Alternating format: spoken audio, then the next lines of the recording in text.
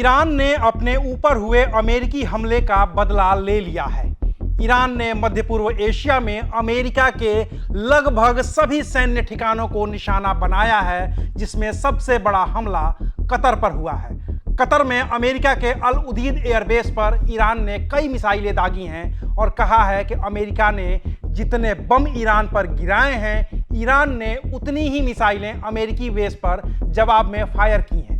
Qatar के अलावा Iraq के अल असद एयरबेस पर भी ईरान ने मिसाइलें दागी हैं।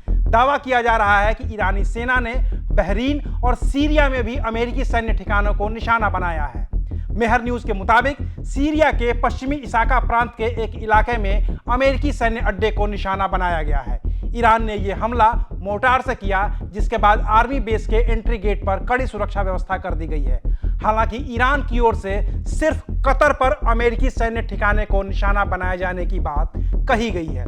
इस हमले के बाद यूएई, कतर, इराक और बहरीन ने अपना एयर स्पेस बंद कर दिया है। ओमान, कुवैत और बहरीन में हमले को लेकर सायरन बज रहे हैं। ईरान की सेना ने इन हमलों को operation good news of victory नाम दिया है। ईरान के supreme leader Ayatollah Ali Khamenei ने पहले ही अमेरिकी सैन्य बेस पर हमला करने की चेतावनी दी थी और कहा था कि अगर अमेरिका इस जंग में कूदेगा तो उसके सैन्य ठिकानों को निशाना बनाया जाएगा। हालांकि कतर ने बयान जारी कर कहा है कि ईरान की तरफ से जो भी हमला किया गया उसे विफल कर दिया गया है। इस बीच सऊदी अरब के आसमान में अमेरिका के फाइटर जेट्स को उड़ान भरते देखा गया है। इस हमले के बाद अमेरिकी राष्ट्रपति डोनाल्ड ट्रंप ने सुरक्षा समिति की बैठक बुलाई है और कहा है कि ईरान जो भी हमले का दावा कर रहा है वो पूरी तरह से फर्जी है।